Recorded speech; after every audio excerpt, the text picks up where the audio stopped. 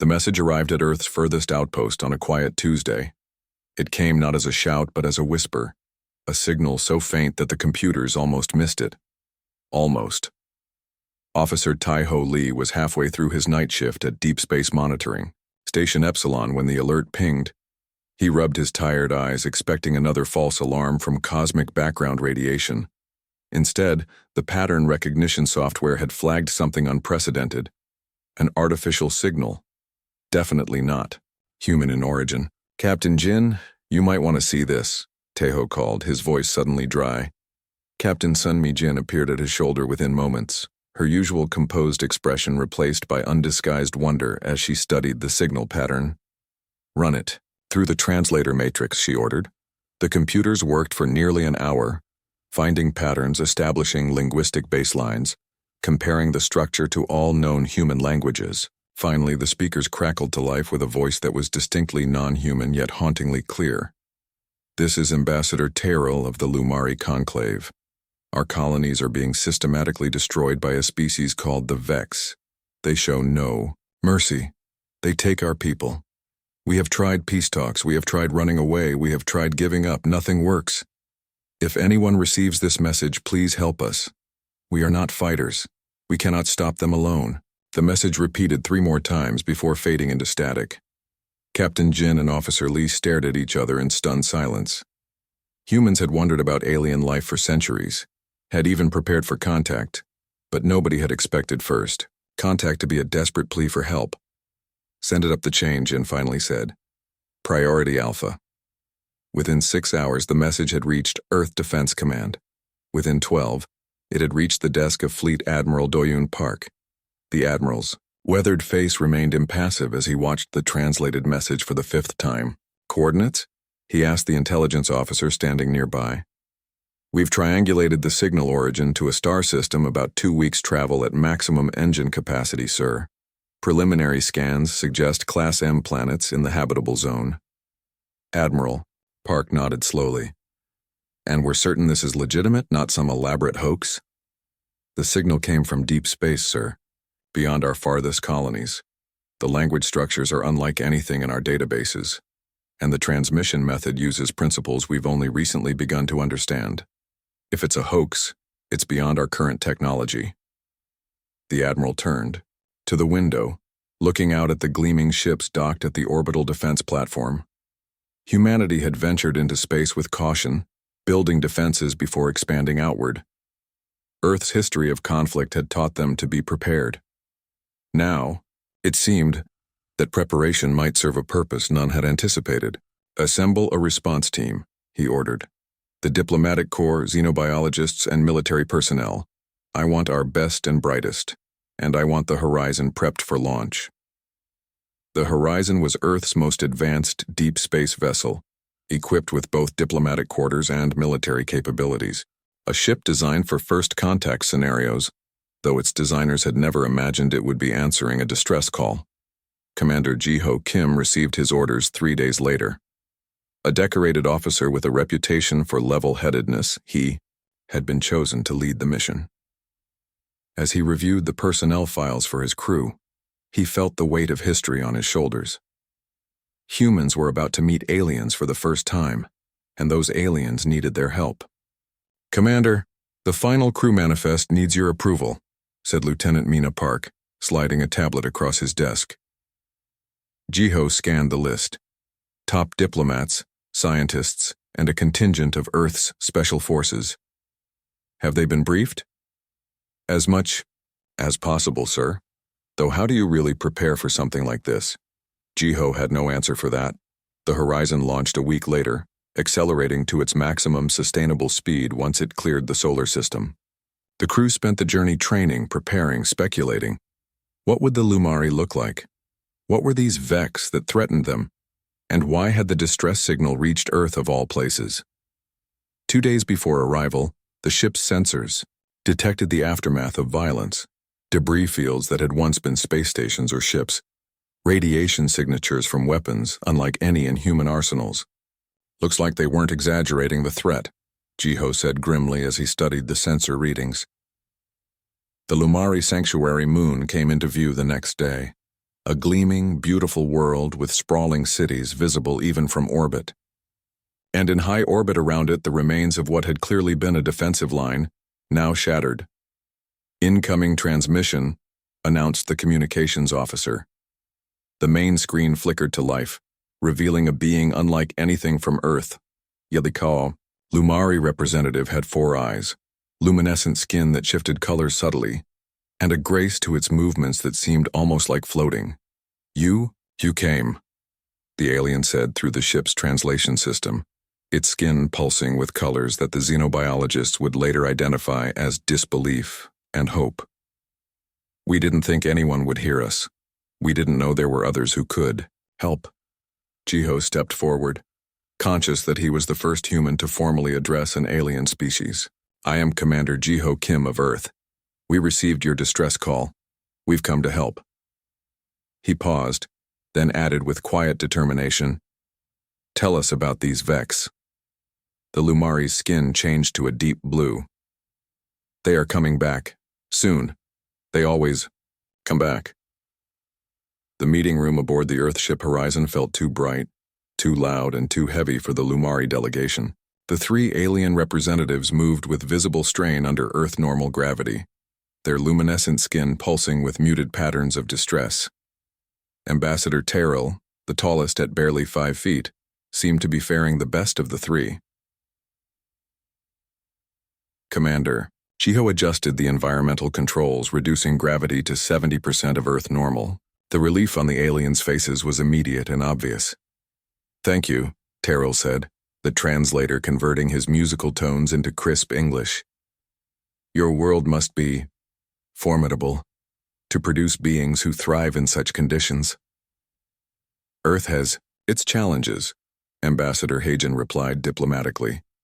She sat across from the Lumari, her posture relaxed yet dignified.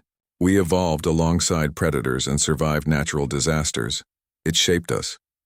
The Lumari delegation exchanged glances, their skin rippling with colors that the human scientists were still learning to interpret. Green-blue seemed to indicate surprise, or awe. "May we show you what we face?" Terrell asked. At Jiho's nod, the Lumari activated a small device. Holographic images filled the center of the table, recordings from Lumari colonies under attack. The humans watched in grim silence as insectoid creatures methodically corralled Lumari civilians. The Vex moved with mechanical precision, their 6 limbs ending in tools that functioned as both weapons and harvesting equipment. "They take our people," Terrell explained, his voice trembling. "We never see them again. They strip our worlds of resources.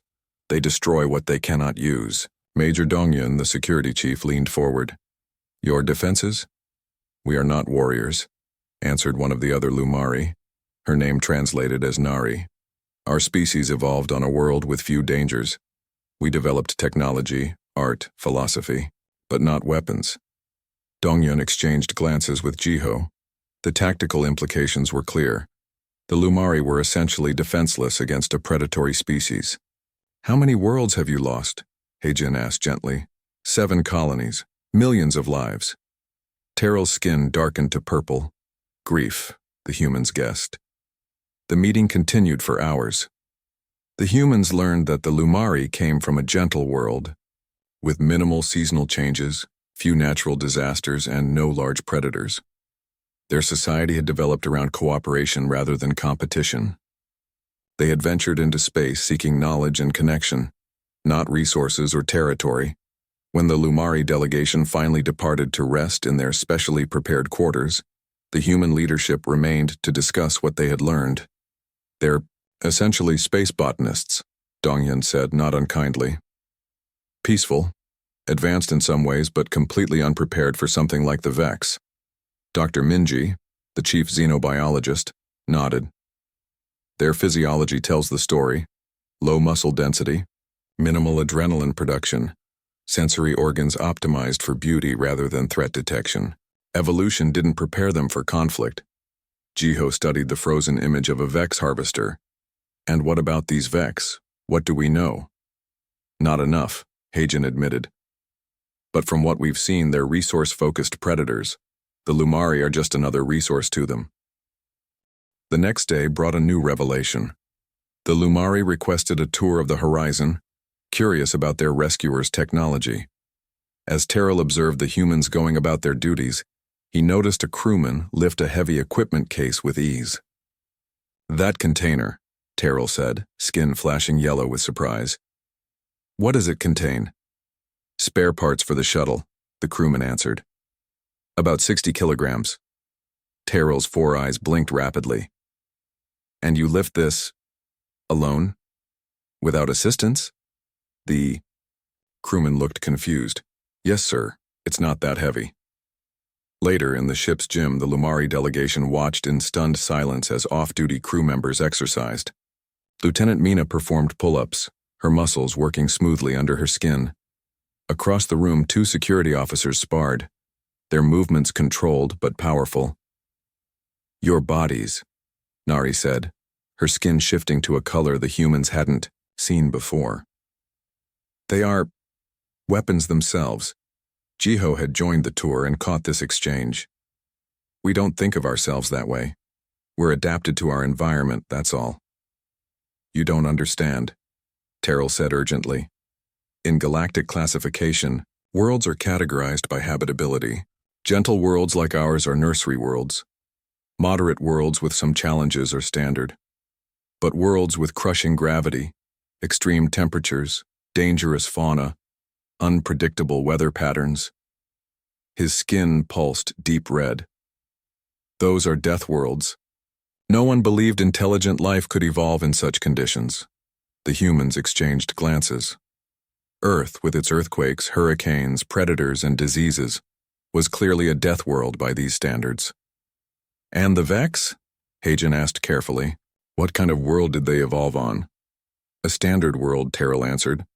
"They are dangerous because of their technology and their nature. But you..." His skin flickered with complex patterns. "You humans are dangerous because of what you are." That evening, the Lumari showed the humans recordings of the Vex attacking a Lumari science station. The humans watched as the aliens fled in panic with no concept of organized resistance. "We need to know," Terrell finally said. "Will you help us?" Commander Jiho looked at his team, then back to the desperate aliens. "Yes. We'll help you, but our methods may disturb you." "Why?" asked Nari. "Because," Major Dongyun said quietly, "you called for help, and a death world answered." The Lumari moonbase bustled with activity as humans and aliens worked side by side. The humans moved with purpose and energy that still startled the Lumari. Even after 2 weeks of cooperation, the aliens watched in amazement as their new allies carried equipment that would require 3 Lumari to lift. Captain Sunho stood in the command center studying the tactical displays. The Vex movements followed clear patterns. They weren't creative in their attacks, just relentless. He pointed to a star system on the holographic map. "They'll hit here next," he said. "Their harvest ships always follow the same approach vectors." Terrell, the Lumari ambassador, watched with skin shifting to pale blue, a sign of worry. "How can you be so sure?" "Predator behavior," Sunho explained. "On Earth we studied how predators hunt. The Vex are hunters, just on a larger scale. They follow the path of least resistance." Across the base, Lieutenant Jia led a training session with a group of Lumari volunteers. She had modified the exercises to account for their lighter bone structure and different muscle composition. The aliens moved awkwardly, their bodies not built for combat. "Again," she ordered patiently. "Remember, you don't need to fight like us. You just need to know how to get to safety when the fighting starts." A young Lumari named Lono tried the evasive maneuver again, his skin flushing pink with effort. "I don't understand why we can't just explain to the Vex that we mean no harm." Jia chose her words carefully. "Some species don't want to talk. The Vex see you as resources, not people to negotiate with." In the engineering bay, Chief Engineer Minjun modified Lumari ships. Their technology was elegant but lacked redundancies and combat capabilities. He worked alongside Nari, the Lumari science director, combining human military design with alien technology.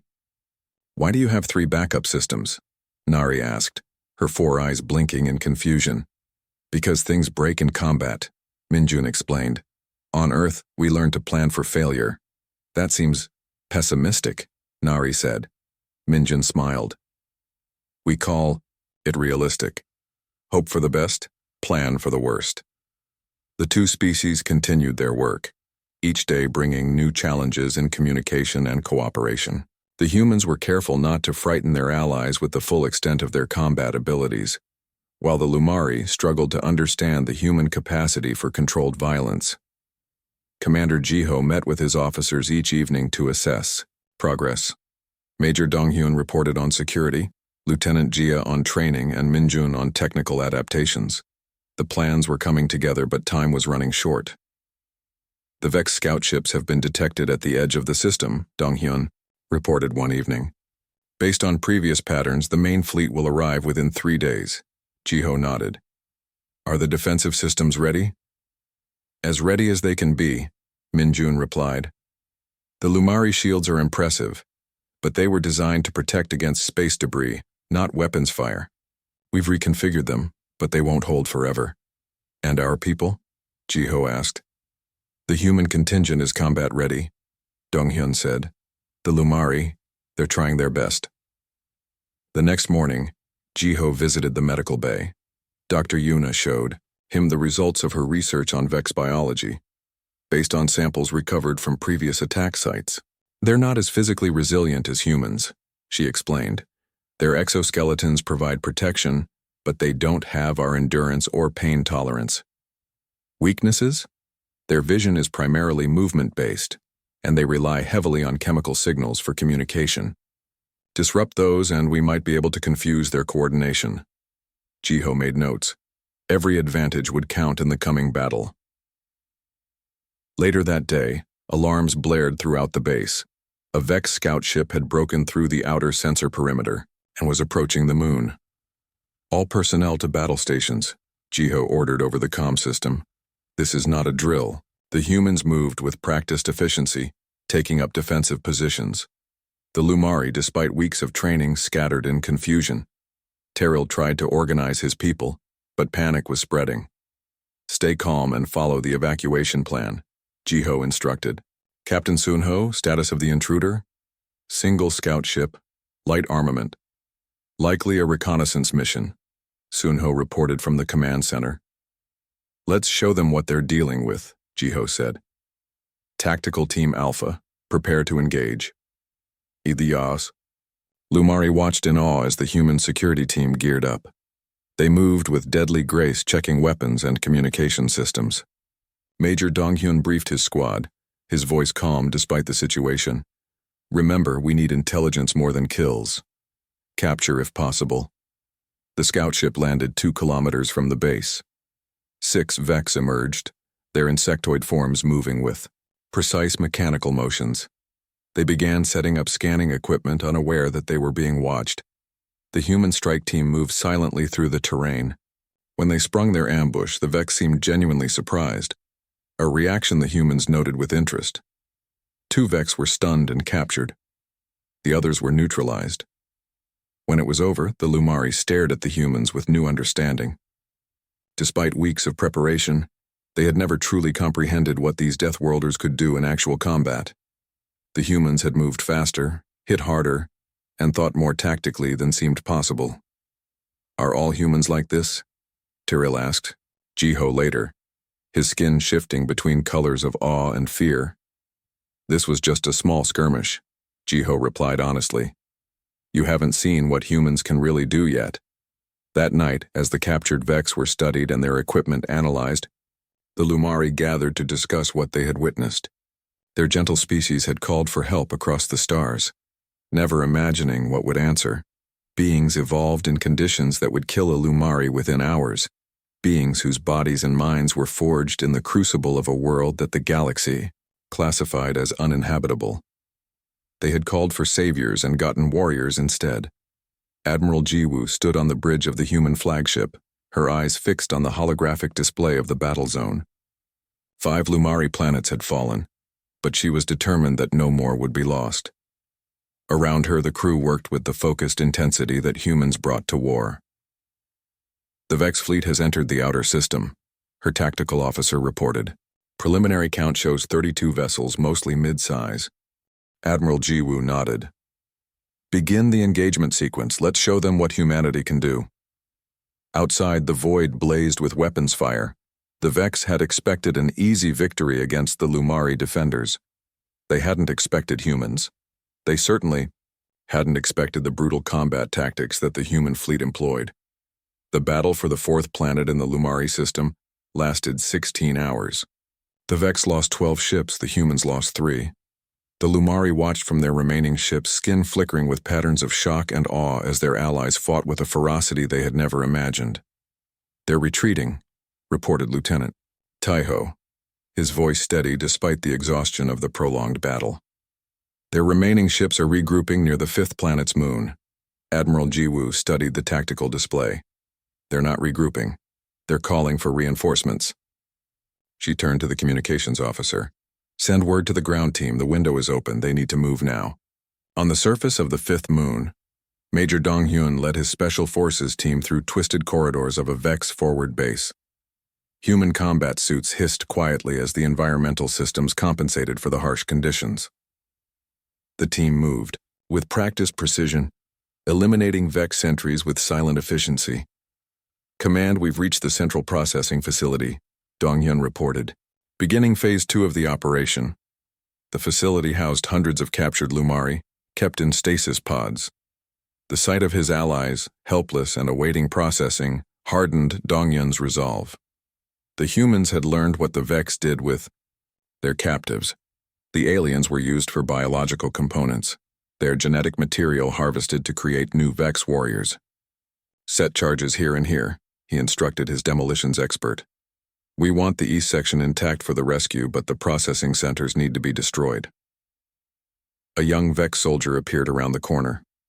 Before it could sound an alarm, Sergeant Minho had it on the ground, his combat knife finding the gap in its exoskeleton. The fight was brief and silent. 4 more coming, whispered Lieutenant Jian, the team's sensor specialist. Heavy weapons. Dong-hyun signaled his team to take positions. The Vex walked into their trap, unprepared for enemies who could anticipate their movements. The firefight lasted less than 30 seconds. All 4 Vex were down, 3 dead and 1 captured. Good work, Dong-hyun said simply. The team continued through the facility, freeing Lumari prisoners as they went. The aliens were weak from their captivity but overwhelmed with gratitude. One recognized the insignia on the humans' uniforms and began flickering a pattern of light that the team's Lumari guide translated as, "The Deathworlders have come." Back in orbit, the battle intensified as the Vex reinforcements arrived. Admiral Jiwoo watched as a massive Vex carrier emerged from lightspeed, its weapons already charging. They've brought their command ship, reported Commander Sunho. That vessel controls at least a third of their fleet operations. Jiwoo smiled, grimly. Then that's our target. All forward batteries focus fire on their command vessel's propulsion systems. Tactical Team 3 and 4 swing around to their aft section. Let's clip their wings. The human vessels moved in coordinated attack patterns. Unlike the Vex, who fought with mechanical precision but limited adaptability, the humans constantly changed tactics, making adjustments based on the enemy's responses. It was a level of battlefield awareness that the Vex had never encountered. On the command ship, Lumari observer Tyrell watched with wide eyes as Admiral Jiwoo calmly issued orders while the bridge shook from direct hits. Other species would have sought shelter or panicked, but the Admiral remained focused even as damage reports flooded in. They've hit our port stabilizers, a technician reported. Structural integrity at 60%. Reroute power from non-essential systems, Jiwoo ordered. Maintain offensive posture. Tyrell's skin pulsed with fearful colors. Should we not fall back and regroup? Admiral Jiwoo spared him a quick glance. Your species might. Mine doesn't. Humans don't stop when we're hit. We fight harder. On the surface, Major Dong-hyun's team had secured the Vex facility. Over 200 Lumari had been freed, and the team had captured critical intelligence, data cores that contained information on other Vex operations throughout the sector. The North Quadrant is secure, he reported. We've placed charges throughout the facility. On your command, Admiral, we'll destroy it and extract. Excellent work, Major. Jiwoo's voice came through the comm. Begin extraction of the prisoners. We've got their command ship surrounded up here. They won't be able to stop you. The battle raged for 3 more hours. When it ended, the Vex fleet was in disarray. 5 of their ships had been destroyed outright, 7 more crippled beyond repair. The human fleet had lost 2 vessels and had 4 more badly damaged, but they had held the line. As the wounded ships limped back to the Lumari base, Admiral Jiwoo received a message from Earth Command. The transmission was brief but clear. Reinforcements were on their way. Earth had committed fully to the defense of their new allies. That night, as medical teams treated the wounded, both human and Lumari, Major Dong-hyun sat with Admiral Jiwoo, reviewing the data they had captured. This isn't just about the Lumari anymore, he said quietly. The Vex have attacked dozens of species across 3 sectors. They're systematically harvesting intelligent life. If we don't stop them here, Jiwoo nodded, her expression grim. Then we make sure they remember the day they met humanity. 6 months after the battle at the Lumari homeworld, the Great Hall of the newly formed Galactic Alliance hummed with activity. Representatives from 17 different species gathered under one roof. At the center of it all stood humans and Lumari, the unlikely allies whose bond had changed the course of galactic history. Ambassador Heijin adjusted her formal uniform as she prepared to address the assembly. The journey here had been long and bloody.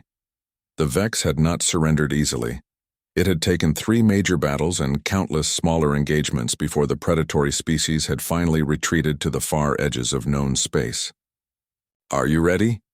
asked Teril, his skin glowing a calm blue.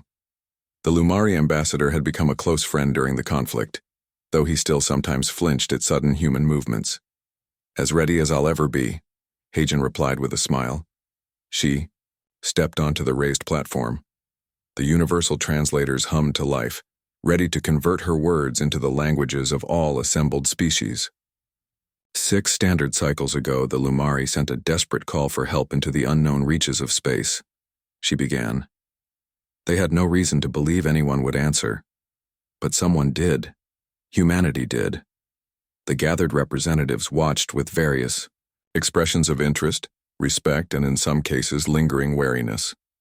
Not all species were comfortable with the idea of Deathworlders having such influence in galactic affairs. "We did not come to your galaxy seeking war," Heijin continued. "But when we found those in need of protection, we could not stand idle. That is not our way." Among the delegation, Admiral Jiwoo sat with perfect military posture. The battle scars on her face were still visible, a reminder of the cost of victory. Beside her, Major Dong-hyun watched the proceedings with a tactician's eye, always alert for potential threats even in this peaceful setting. The Vex believed that strength gave them the right to harvest other species, Heijin said. "We showed them that true strength lies not in preying on others, but in protecting those who cannot protect themselves." In the months since the decisive battle, much had changed. The liberated slave species of the Vex had joined the alliance. Knowledge had been shared, technologies combined. The Lumari offered their advanced medical science, while humans contributed their understanding of defense systems and redundant engineering. Today, we formalize what began in the heat of battle, a pact between worlds. We pledge to defend each other, to share knowledge, and to ensure that no species need ever again face extinction alone. After the formal ceremony, Admiral Jiwoo walked through the gardens of the Alliance headquarters with Dr. Yuna, who had become the leading human expert on interspecies medicine. "The Rilkesh ambassador asked me an interesting question today," Jiwoo said, referring to one of the formerly enslaved species. "He wanted to know why we helped the Lumari when we had nothing to gain." Dr. Yuna smiled. "What did you tell him?" "I said that on Earth, we learned long ago that the strong have a responsibility to protect the vulnerable. That it's not about what we gain, but about what we prevent. Suffering, extinction, the loss of unique perspectives." Across the complex, in the new military training facility, Major Donghyun observed as human instructors taught combat techniques to a mixed class of species. The focus wasn't on creating warriors out of pacifists, but on giving each species the means to defend themselves in ways that suited their unique physiologies and psychologies.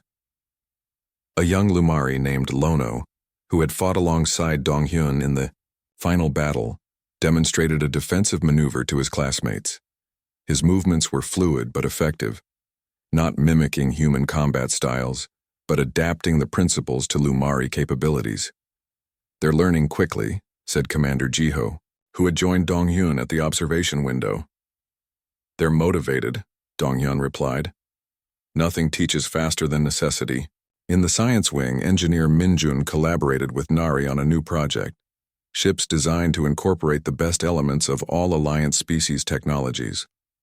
The Lumari's elegant energy systems paired with human structural reinforcement. The Rilkesh's stealth capabilities combined with the Tarvani's sensor arrays. "I never imagined working with Deathworlders," Nari admitted as they reviewed the schematics. Her skin rippled with colors of amazement and friendship. "In our old stories, beings from high-gravity worlds were monsters." Minjun smiled. "Sometimes monsters are exactly what you need, when there are real monsters at the door." As evening fell, Ambassador Hagen received a transmission from Earth. More volunteers than they could process were applying for positions in the Alliance Defense Force and cultural exchange programs. Humanity had found its place among the stars, not as conquerors but as guardians. "It seems we're building something unprecedented," Terrell said, joining her at the viewport that overlooked the garden, where representatives from a dozen worlds mingled. "A true alliance of equals, despite our differences. That's what humans do best," Hagen replied. "We adapt, we find common ground, we build connections where none existed before." On a balcony overlooking the capital city, Admiral Jiwoo watched the twin moons rise over the Lumari homeworld. The battle scars were still visible on the planet's surface, but new growth was already beginning to cover them. Like the species themselves, the world was healing, becoming stronger at the broken places. A Lumari child approached her, its skin glowing with the color of curiosity. "Are the stories true?" the child asked. "That humans can survive being hurt and keep fighting? That you come from a world that tries to kill you every day?" Jiwoo smiled gently. "Our world is harsh, yes, but it taught us to be strong, not cruel, to endure, not destroy, to protect, not dominate." The child's skin shifted to a pattern Jiwoo had learned meant understanding. "Then I'm glad it was you who heard our call." The stars shone brightly that night over the Alliance headquarters, no longer harbingers of terror, but beacons of hope. When the Lumari had called into the darkness, they had been answered by creatures their legends would have called monsters, who turned out to be their most dedicated protectors.